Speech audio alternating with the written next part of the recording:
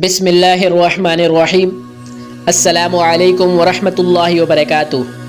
حضرت ابو بکرہ رضی اللہ تعالیٰ عنہ سے روایت ہے کہ وہ ایک دفعہ رسول اللہ صلی اللہ علیہ وآلہ وسلم کا تذکرہ کرتے ہوئے کہنے لگے کہ رسول اللہ صلی اللہ علیہ وآلہ وسلم اپنے اونٹ پر بیٹھے ہوئے تھے اور ایک شخص نے اس کی نکیل تھام رکھی تھی۔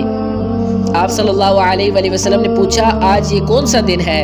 ہم خاموش رہے، حتیٰ کہ ہم سمجھے کہ آج کے دن کا آپ کوئی دوسرا نام اس نام کے علاوہ تجویز فرمائیں گے۔ پھر آپ صلی اللہ علیہ وآلہ وسلم نے فرمایا، کیا آج قربانی کا دن نہیں ہے؟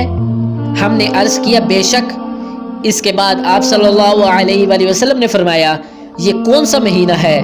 اس پر بھی ہم خاموش رہے اور یہی سمجھے کہ اس مہینے کا بھی آپ اس کے نام کے علاوہ کوئی دوسرا نام تجویز فرمائیں گے۔ پھر آپ صلی اللہ علیہ وآلہ وسلم نے فرمایا، کیا یہ ذو الحجہ کا مہینہ نہیں ہے؟ ہم نے عرض کیا، بے شک۔ آپ صلی اللہ علیہ وآلہ وسلم نے فرمایا، تو یقیناً تمہاری جانیں اور تمہارے مال اور تمہاری آبرو تمہارے درمیان اسی طرح حرام ہے جس طرح آج کے دن کی حرمت تمہارے اسی مہینے اور اس شہر میں ہے۔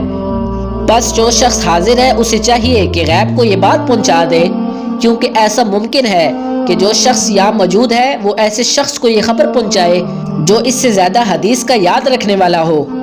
حضرت عبداللہ بن مسعود رضی اللہ تعالیٰ عنہ سے روایت ہے کہ رسول اللہ صلی اللہ علیہ وآلہ وسلم نے ہمیں نصیحت فرمانے کے لیے کچھ دن مقرر کر دیے تھے، اس ڈر سے کہ کہیں ہم کبیدہ خاطر نہ ہو جائیں، یعنی اکتا نہ جائیں۔ حضرت انس بن مالک رضی اللہ تعالیٰ عنہ رسول اللہ صلی اللہ علیہ وآلہ وسلم سے روایت کرتے ہیں کہ آپ نے فرمایا، آسانی کرو اور سختی نہ کرو، اور خوش کرو اور نفرت نہ دلاؤ۔ پیارے دوستوں، اگر آپ مزید احادیث شریف سننا چاہتے ہیں تو میرے چینل کو سبسکرائب کریں۔ اللہ تعالیٰ آپ کو اپنے حفظ و امان میں رکھے۔ ملتے ہیں نیکسٹ ویڈیو میں، تب تک کے لیے اللہ حافظ۔